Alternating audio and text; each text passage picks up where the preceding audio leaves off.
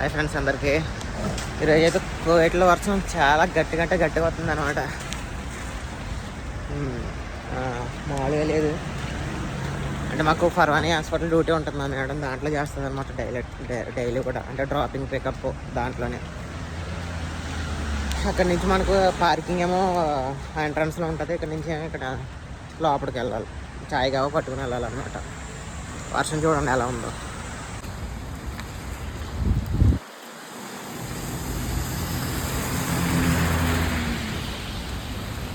మొత్తం ఫుల్గా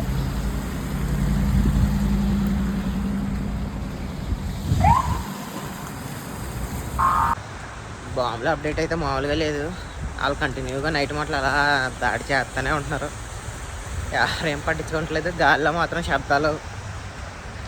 ఎయిర్పోర్ట్ మీద దాడి చేశారంట మళ్ళీ నైట్ అయితే కనుక. చూడాలి ఏమవుతుంది ఏంటో.